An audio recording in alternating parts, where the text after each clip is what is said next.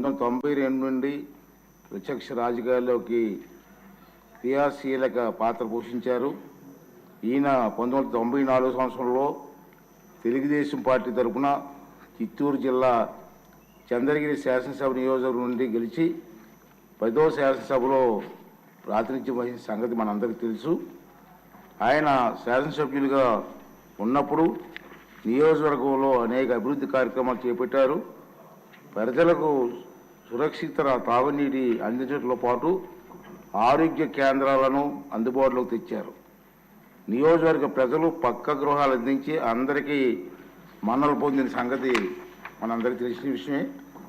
ఆయన శాసనసభ్యునిగా ఉన్న కాలంలో ప్రసిద్ధి చెందిన కాణిపాకం సిద్ధి వినాయక స్వామివారి ఆలయం అభివృద్ధి విశేషంగా కృషి చేసిన సంగతి మనందరికీ తెలుసు. మనం స్వయంగా వెళ్ళి చూసాం కూడా. ఆయన తిరుపతిలో శ్రీ బాలాజీ డ్రైవర్స్ అసోసియేషన్ అధ్యక్షుడిగా పనిచేసి కార్మిక సంక్షేమం కోసం అహర్నిశలు కృషి చేశారు. అంతేకాకుండా ఆంధ్రప్రదేశ్ రాష్ట్ర రోడ్డు రవాణా సంస్థ రాయలసీమ రీజన్ అధ్యక్షునిగా పనిచేశారు. ఆ సంస్థ అభివృద్ధికి పాటుపడ్డారు. ఆయన తిరుపతిలోని రవీంద్ర ఆర్ట్స్ అసోసియేషన్ అధ్యక్షునిగా పనిచేసి కళాకారుల అభివృద్ధికి కూడా పాటుపడ్డారు. ఆయన గత కొద్ది కాలంగా అనారోగ్యంతో బాధపడే సంగతి కూడా మనం చూసాం.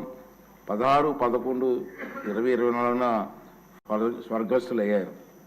శ్రీ నారా రామమూర్తి నాయుడు గారు ఆంధ్రప్రదేశ్ శాసనసభలో ప్రజాప్రతినిధిగా ఎనలేని సేవలు అందించారు. నిరంతరం ప్రజలకు గొంతుగా వినిపించారు. పలు జీవన రంగాల్లో రాణించారు.